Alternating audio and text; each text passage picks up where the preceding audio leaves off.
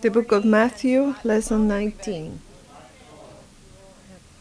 Good morning and Shabbat Shalom a todos.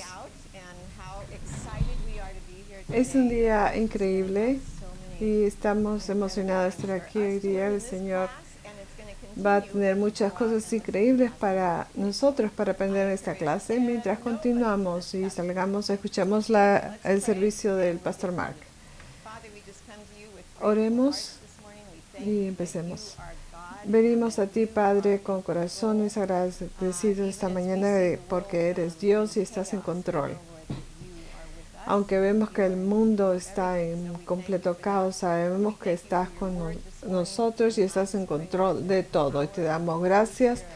Gracias por tu palabra y oro que el poder de tu Espíritu Santo nos enseñe y nos ayude a penetrar profundamente en nuestros corazones para escuchar las palabras que tenemos que escuchar esta semana para que nos fortalezcan. Y oramos en estas cosas en el nombre de Yeshua HaMashiach. Amén.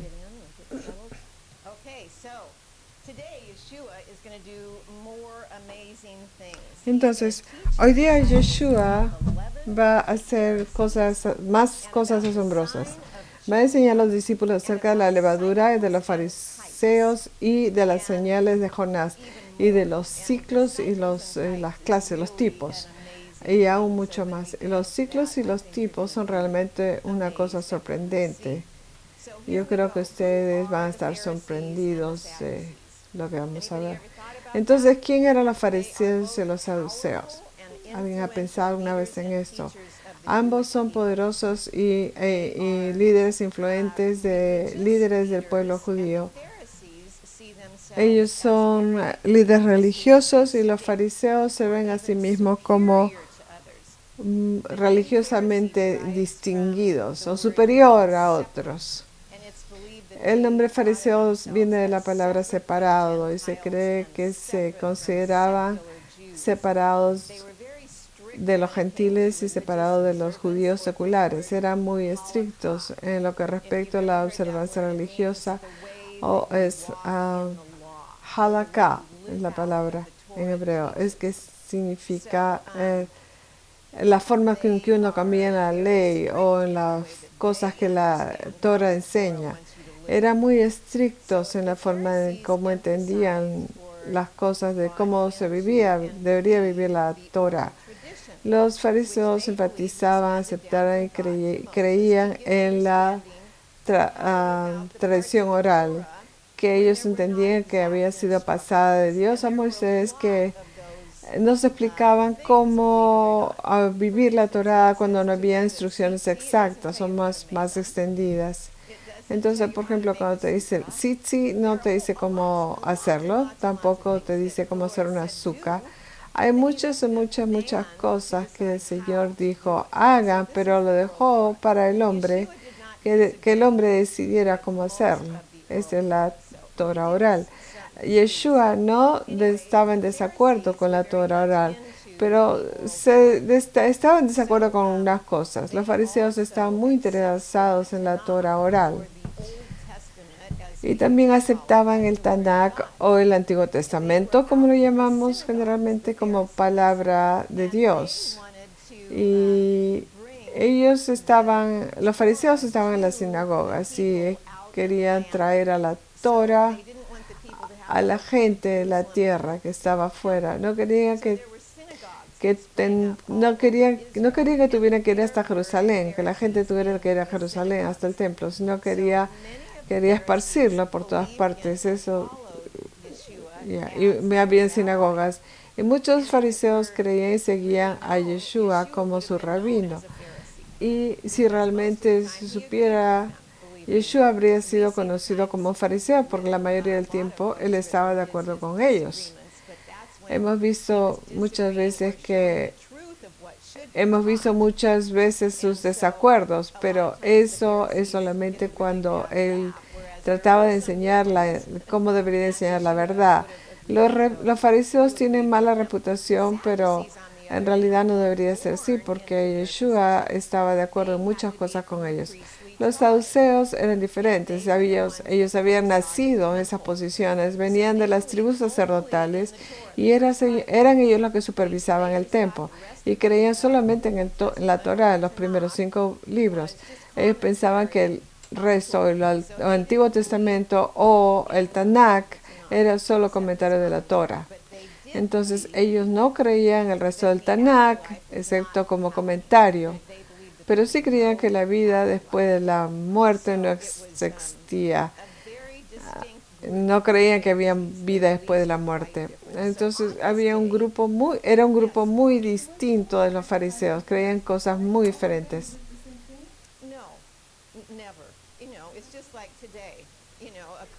No todos los fariseos creían en lo mismo. Es como hoy en día.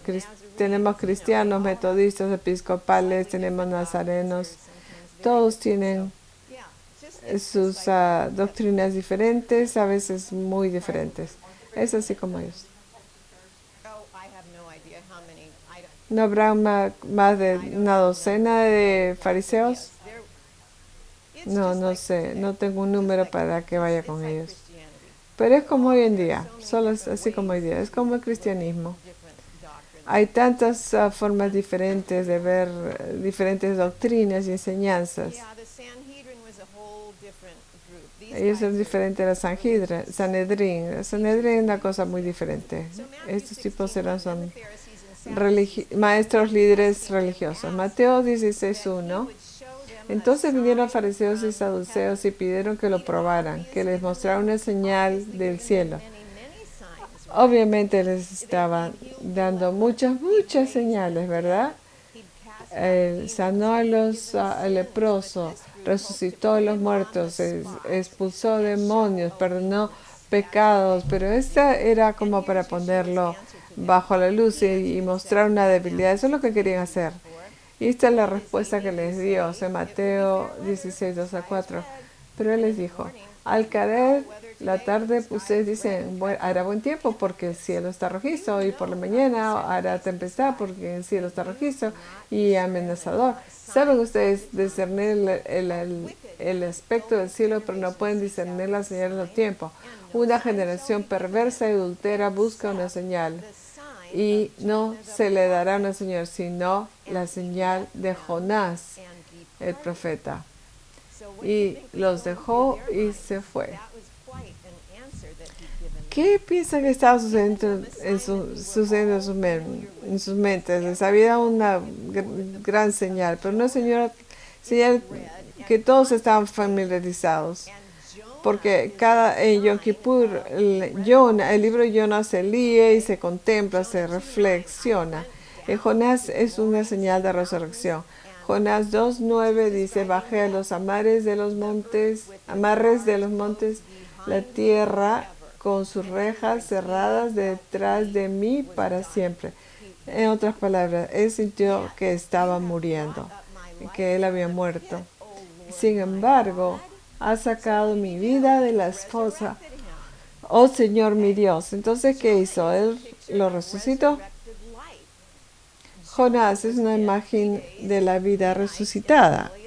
Jonás estuvo muerto 3 días y 3 noches en el vientre de la ballena. Tengo una pregunta. Cuando dices no señal se da excepto la señal de Jonás, él estaba diciendo que él ya había dado muchas señales y que si querían ver la verdad podían hacerlo, pero como lo pusieron bajo la luz, lo pusieron le respondió esto.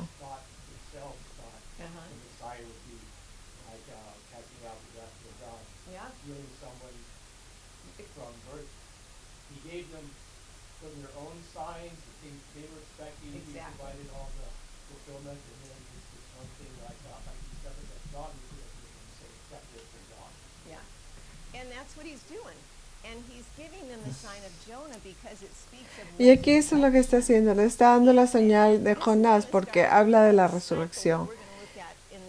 Y eso va a comenzar todo un ciclo que vamos a ver en esta lección completa, porque ahora va a ser muy profundo, para los judíos eruditos que realmente quieren profundizar, porque Él va a hacer esto algo increíble. Cuando ven estos dos capítulos encajan juntos entre sí, es alucinante.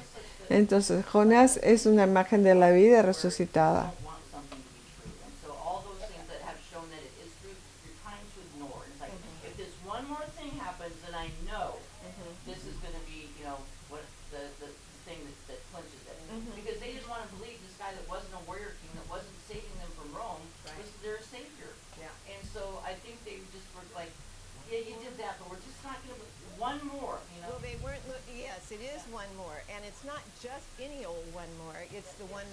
Sí, ellos están pidiendo una más, una señal más. Y es no solo lo que representa la resurrección, porque va a morir en unos días y va a ser resucitado 3 días más tarde. Por eso que les dio la señal de Jonás y tenían eso zumbando en los oídos. Y si no lo han visto hasta ese punto, ahora tenían que verlo, esa era la esperanza. Entonces Jonás estuvo muerto 3 días y 3 noches, la muerte Jonás en el vientre de la ballena y su resurrección cuando fue escupido vivo es una imagen de lo que está por venir en la vida del Mesías, vida, muerte y resurrección. Entonces Él va a morir y estará muerto en la tumba por 3 días y 3 noches. Él también resucitará. Su resurrección traerá vida y triunfo sobre la muerte. Ahora, Jonás fue y predicó a los gentiles inmediatamente después que murió y resucitó a los malvados gentiles, terribles. Pero ellos aceptaron su predicación. ¿Y qué va a pasar después de la resurrección del Mesías? Su evangelio va a salir a todo el mundo. Y va a estar ahí para ellos, para que todo el mundo lo acepte. Va a ir al mundo de los gentiles. Empezó en el mundo de Israel, donde los judíos están.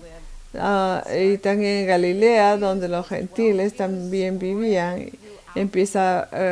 Comenzó con los judíos, los 12 judíos esparcidos por todo el mundo, y aquí estamos hoy. Increíble. Mateo 16, 5 al 2.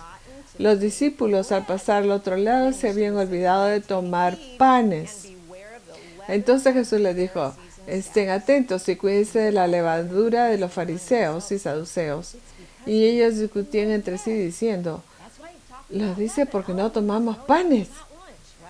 Eso que está hablando de panes, sabe que nos olvidamos del almuerzo. Pero Jesús, dándose cuenta, dijo, hombres de poca fe, ¿por qué discuten entre ustedes que no tienen pan?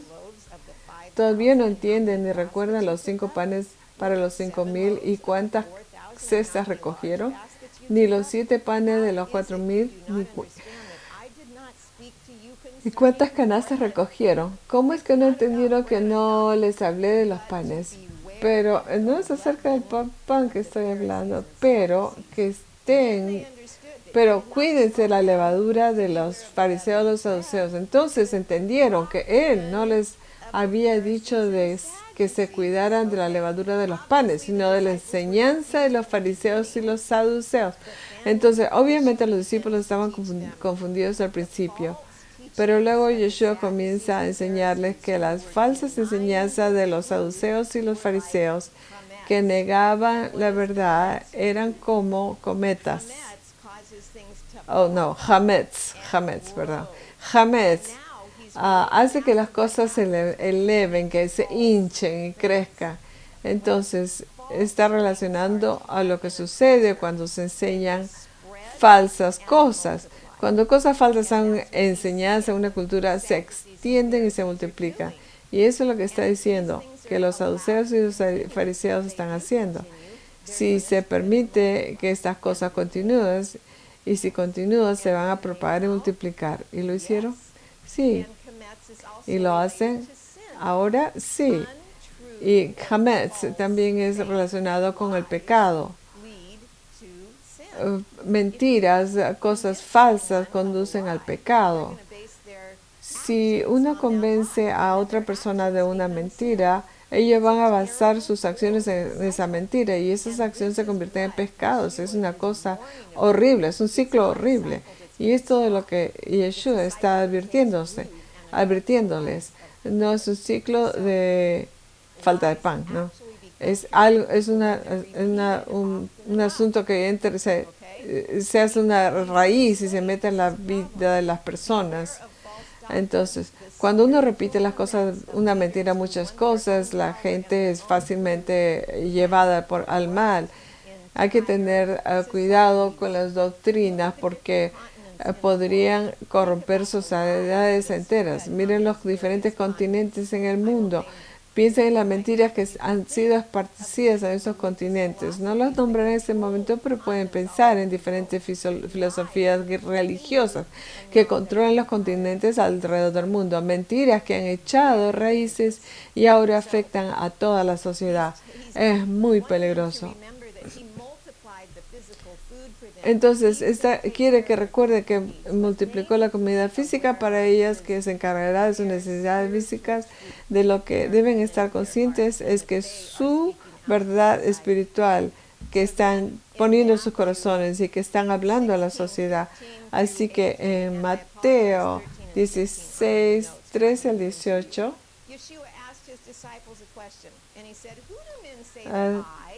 Yeshua le preguntó a los discípulos, le dijo, ¿quiénes dicen que los hombres que soy? Y preguntó, ¿quién dice los hombres? Okay. Y ellos respondieron, unos Juan el Bautista, otros Elías. Mateo 16, 18 dice, yo también digo que tú eres... Simón Pedro respondió, tú eres el Cristo, el Hijo del Dios viviente. Entonces Pedro le dijo, yo sobre esta roca edificaré mi iglesia y las puertas de Hades no prevalecerán en ellas. ¿Está Cristo aquí haciendo su asamblea, su eclesia en Pedro? No, no está haciendo eso, porque el nombre de Pedro significa piedra pequeña. Él está construyendo su iglesia en la verdad de lo que Pedro está diciendo. Tú eres el Cristo, tú eres el Hijo del Dios viviente. Toda esta lección ha sido acerca de engaños, de enseñanzas falsas. Ahora Yeshua está indicando, esta es la verdad, este es de donde voy a construir mi iglesia. La gente tiene que saber la verdad. Entonces Yeshua construyó su iglesia o su comunidad de creyentes, y luego dice, las puertas de Hades no prevalecerán en esta iglesia. ¿Qué cosa es el Hades? ¿Dónde está? ¿Qué cosa es el Hades? En hebreo es Sheol, que es sepulcro. Esta Hades significa sepulcro. Sheol es traducido al griego en Hades y es asociado con el inframundo oscuro de Satanás, el lugar de tortura, oscuridad, poderes demoníacos o lo que llamamos el infierno. Esta imagen viene del entendimiento griego, pero en el hebreo Sheol no está asociado con este lugar terrible de oscuridad y tortura. Es simplemente un lugar de los muertos o una tumba. Otros lugares donde se usa Sheol en hebreo, en Isaías 38:10, dice, en medio de mi vida tengo que entrar a las puertas de Sheol, voy a ser privado del resto de mis años. Y este es Ezequiel llorándole a Dios, diciendo, no me mates en medio en medio de su vida y los mandes a la tumba, las puertas de Sheol, sino el lugar de los muertos. Entonces, las puertas de Sheol puede ser una metáfora por el lugar entre muerte y vida. Yeshua proclama la buena noticia que la muerte no detendrá su asamblea. Ese es el mensaje aquí. La muerte no nos detendrá. Isaías 25:8. Destruirá la muerte para siempre. El Señor Dios enjuagará las lágrimas de todos los rostros y oprobio de su pueblo quitará de toda la tierra porque el Señor ha hablado. Segunda de Corintios 5:1, porque sabemos que si se destruye la tienda que es nuestro hogar terrenal, tenga un edificio de Dios, una casa no hecha por manos eternas, humanos, pero eterna en los cielos, es lo que tenemos. 2 Corintios 5:8, pero cobramos ánimo y referimos más bien estar ausentes del cuerpo y habitar con el Señor. 1 Corintios 15:54, ¿qué está?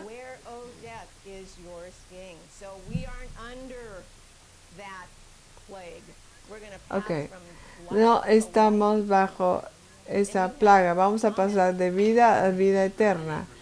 ¿Y tú tenías un comentario?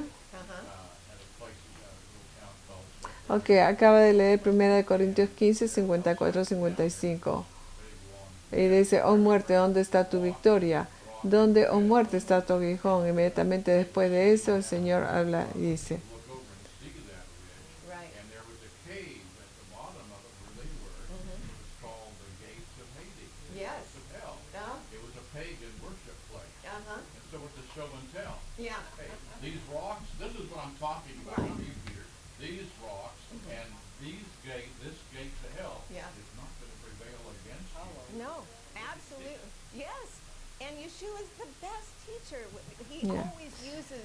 Yeshua es el mejor maestro, siempre usa esas cosas físicas que están alrededor cuando enseña las parábolas. Enseñaba agricultura a los granjeros, pesca a los pescadores. Ok, entonces, ¿ustedes creen que se están indicando, relacionando esto con Jonás y la resurrección? Porque él está relacionándolo con Jonás y la resurrección. Está diciendo, así como Jonás fue resucitado, tú vas a ser resucitado. Esto es todo cerca de patrones. Él quiere que tú veas patrones. Mateo 16:21-23.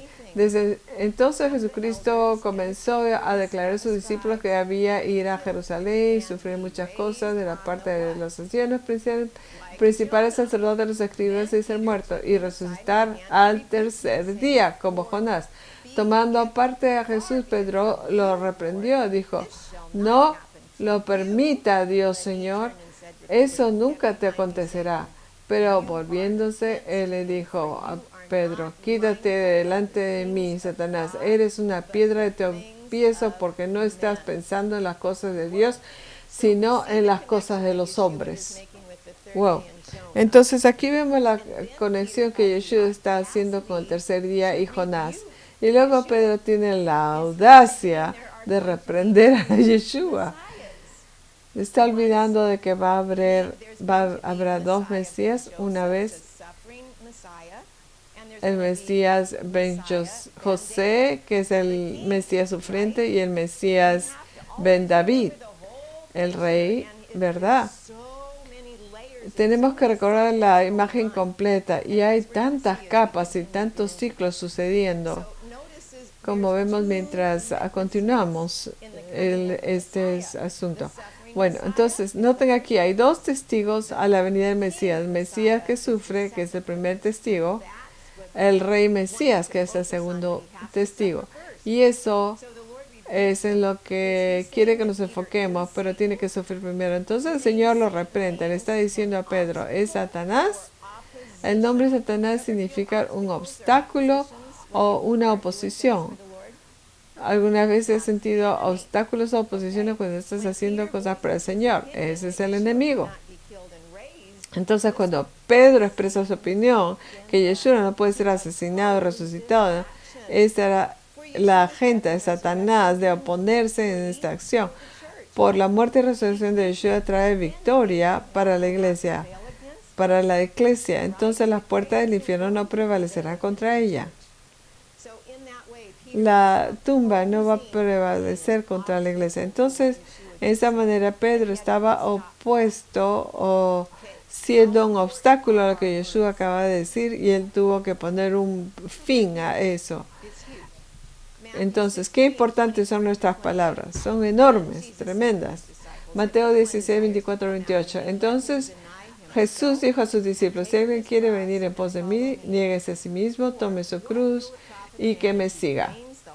Porque el que quiera salvar su vida, la perderá, pero el que pierde la vida por causa de mí la hallará. Pues, ¿qué provecho ¿qué provecho obtendrá un hombre si gana el mundo entero, pero pierde su alma? ¿O qué dará un hombre a cambio de su alma? Porque el Hijo del Hombre ha de venir en la gloria de su Padre y con ángeles, y entonces recompensará a cada uno según su conducta. ¿Se dan cuenta del ciclo? Acaba de decir, voy a sufrir y voy a morir. Luego está diciendo, va a venir con sus ángeles y la gloria de su Padre. Está diciendo, Yeshua ben José y Yeshua ben David. Entonces, los judíos saben todas estas cosas. Él no está usando las palabras directamente, pero ellos conocen los conceptos. Y aquí están en blanco y negro. En nuestro. Entonces, ¿cómo se explicaría esto a un no creyente? ¿Cómo se explica perder tu vida por el bien del Señor? Submission. ¿Qué significa perder su vida por su causa? Estamos decididos a poner nuestra vida y nuestra voluntad es completamente negada cuando queremos seguir su voluntad. Y significa que vamos a sufrir, sí. ¿Y nos gusta eso? No, no nos gusta. Queremos tratar de evitarlo a toda costa. Pero Él nos está diciendo, no lo eviten, ¿no? Y aquí está, Él está yendo camino a la cruz. Mateo 16, 28.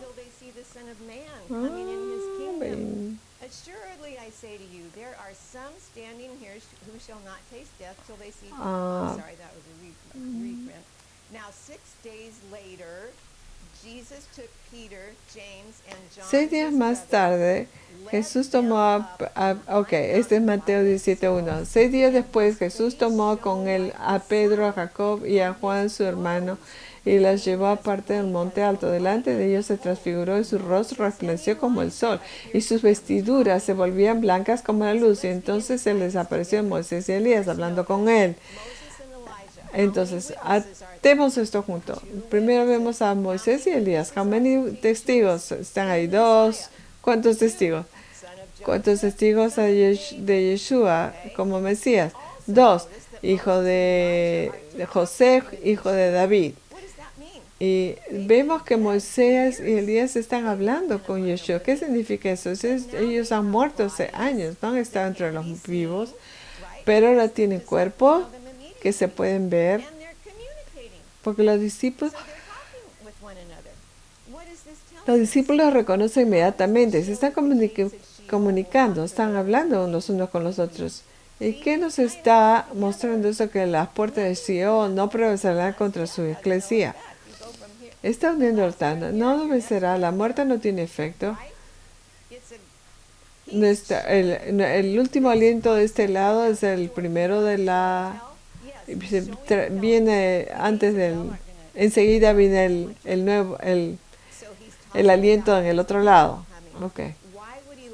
Entonces aquí está hablando de su reino que viene. ¿Por qué Elías y Moisés estarían ahí en esta escena? Malaquías 4:5 dice, acuérdate de la Torá de mi siervo Moisés, incluso los estatutos y ordenanzas que le ordené en Horeb para todo Israel. He aquí, te voy a enviar a Elías el profeta antes de la venida del día grande y terrible del Señor. Tenía que haber 2 testigos para que se confirmara algo. En este caso, Yeshua trae a Moisés, el asociado con la Torah, y la ley, y Elías, el que representa a los profetas. Esto es alucinante, porque ¿con quién ha estado hablando Yeshua? Sobre los saduceos y fariseos. Los fariseos creen en la vida después de la vida, pero los saduceos no creen eso, porque no creen en los profetas y los escritos. Pero Yeshua aquí está diciendo, aquí está la ley, aquí está mi testigo, y aquí están los profetas. Este es mi otro testigo. Él dice, todo el Tanakh cuenta. Es asombroso. está uniéndolo todo. Entonces Yeshua había usado el testimonio de los dos oficiales antes. Lucas 24:27 dice, comenzando con Moisés y con todos los profetas, les explicó las cosas que se refieren a sí mismo en todas las escrituras. Recuerde que Moisés muere y Elías fue tomado vivo, no murió.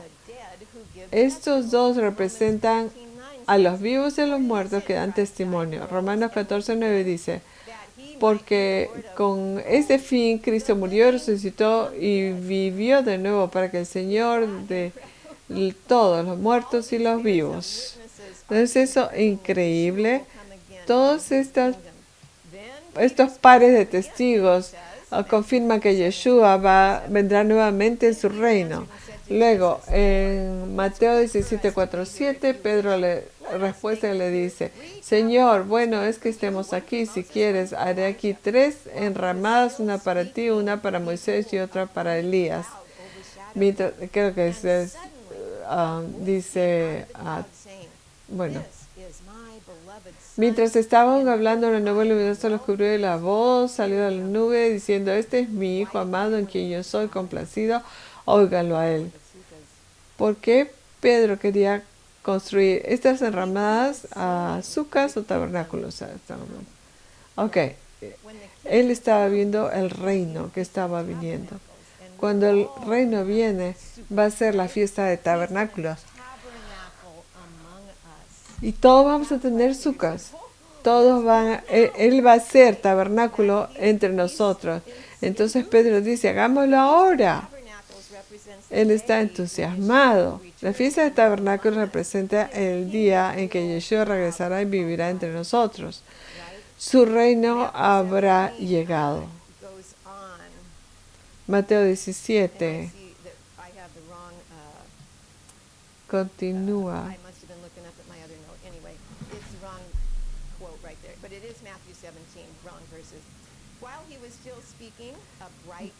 Ok, Mateo 17. Mientras estaba hablando, una nube luminosa los cubrió. Y una voz salió de la nube diciendo, este es mi Hijo amado en quien estoy complacido, óiganlo a él. Y cuando los discípulos oyeron esto, cayeron sobre sus rostros y tuvieron gran temor. Entonces Jesús se les acercó y tocándolos dijo, levántense y no teman. Los discípulos parecieron captar la imagen que Yeshua les había presentado en esa montaña. En Mateo 17, 10, 13, los discípulos entonces preguntaron, ¿por qué pues dicen los escribas que Elías debe venir primero? Están pensando, están tratando de juntar todos esos puntos, están escuchando todas las claves que dice. Respondió Jesús, Elías ciertamente viene y restaurará todas las cosas, pero yo les digo que Elías ya vino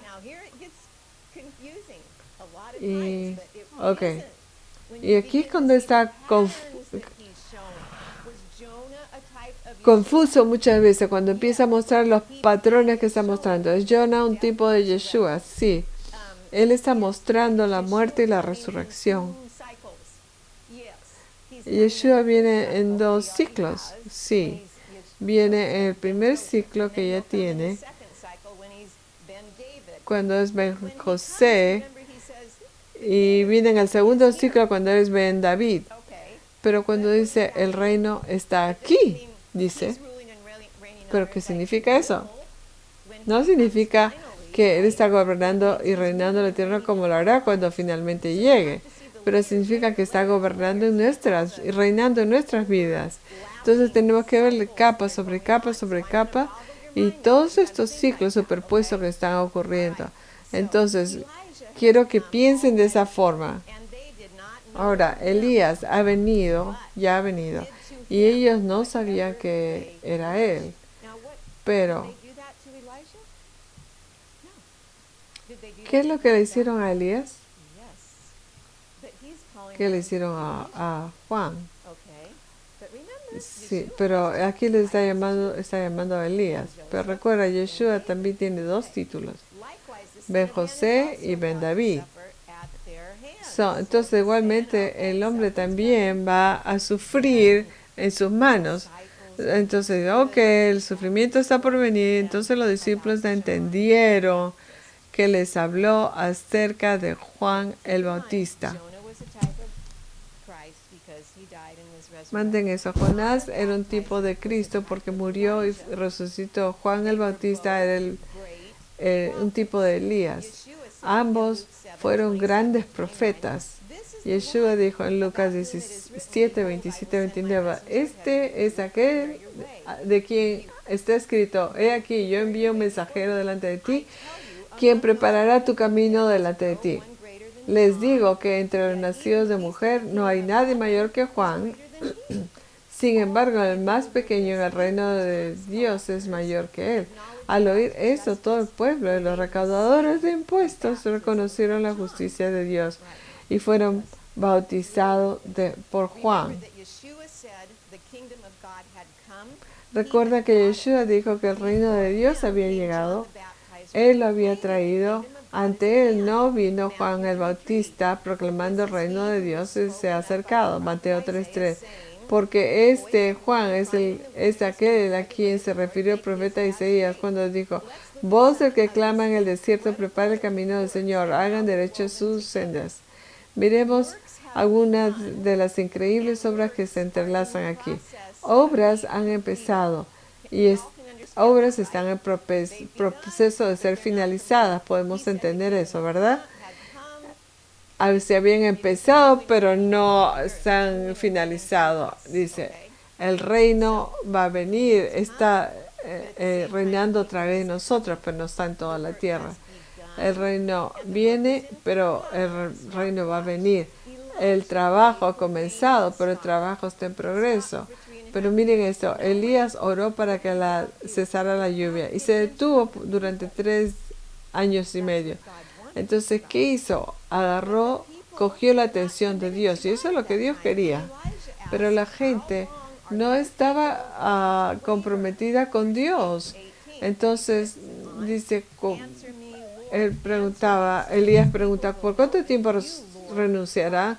En la primera de Reyes 18, 37, 36, 37, 39. Y a la hora de ofrecerle el sacrificio en la tarde, el profeta Elías se acercó y dijo, oh Señor, Dios de Abraham, de Isaac y de Israel, que se sepa hoy que tú eres Dios de Israel y yo soy tu siervo y que he hecho todas esas cosas por palabra tuya. Responde, oh Señor, responde para que se sepa que tú, oh Señor, que has hecho volver a sus corazones. ¿Recuerda?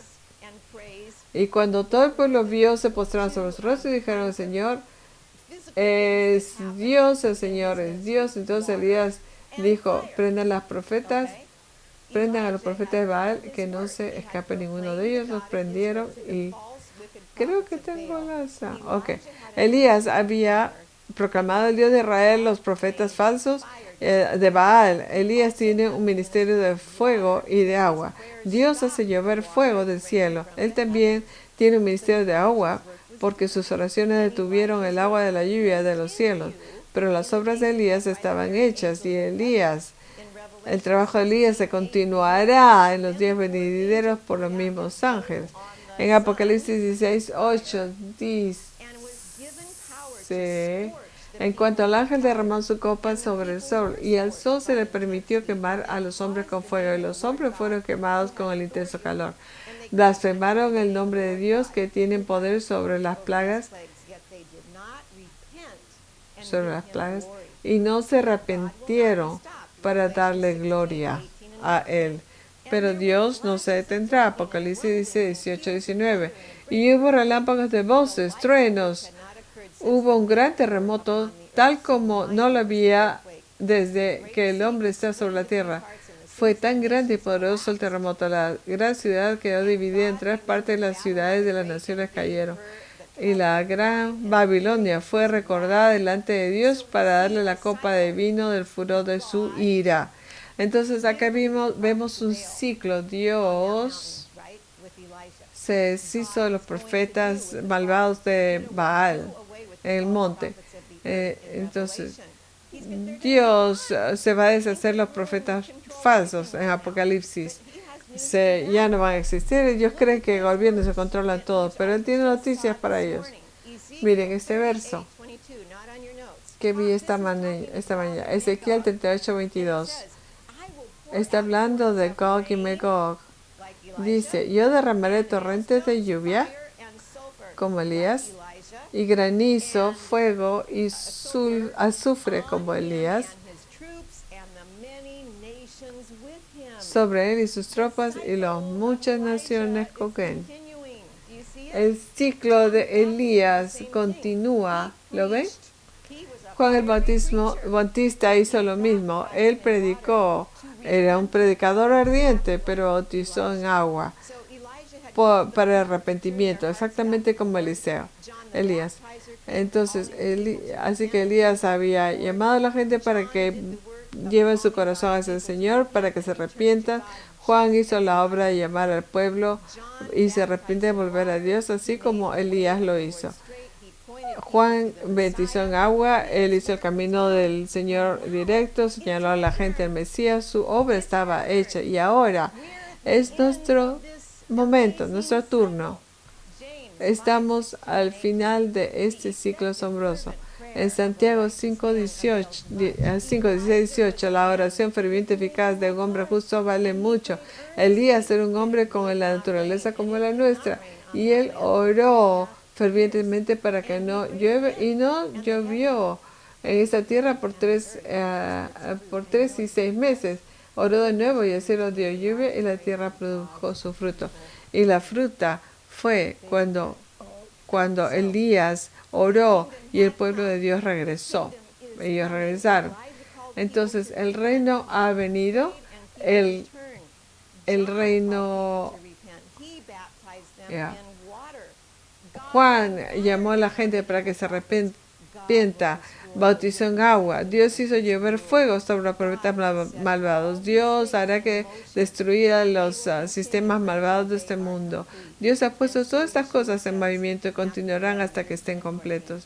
Y así Yeshua dice en Mateo 11:13-14, por todos los profetas y la ley profetizaron hasta Juan, y si estás dispuesto a aceptarlo, él es el Elías que vendría. Amén. Que todos sean bendecidos y tengan una semana increíble, que puedan llevar el Evangelio a todo el mundo y sean Elías. Bendiciones.